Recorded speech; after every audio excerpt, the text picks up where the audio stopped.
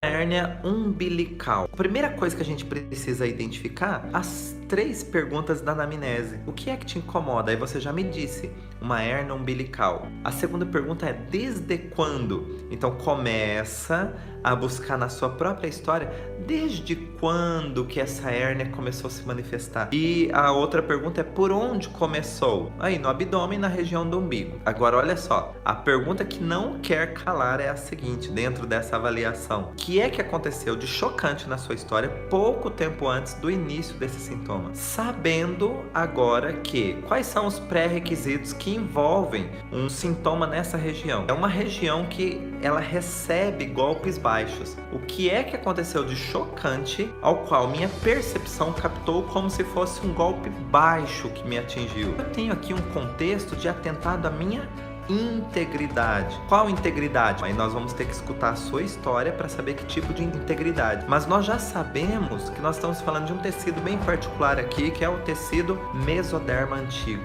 Esse tecido embrionário, ele tem uma conotação de atentado à integridade. E por que nós estamos falando isso? Porque as hérnias, no caso umbilicais, por exemplo, elas estão relacionadas à segunda camada de pele, a derme. Então eu tenho aí uma fragilidade da derme, porque ela tem aí uma situação que deixou um forte sentimento de atentado à integridade. E por que na região do umbigo? Porque você sentiu certamente como sendo um forte impacto nessa região. Alguma coisa aconteceu que pode ser real, simbólica, imaginária ou virtual. Real, por exemplo, alguém te deu um golpe nessa região. Simbólico, você passou por alguma situação e a sua percepção considera assim, puxa, isso foi como um chute no estômago. Então ninguém te encostou um dedo, mas a sua percepção considerou aquilo como um forte golpe sobre você. E finalmente virtual, é quando acontece com alguém e eu tomo as dores. Então, a situação chocante, inesperada, dentro de um atentado à integridade, não aconteceu comigo.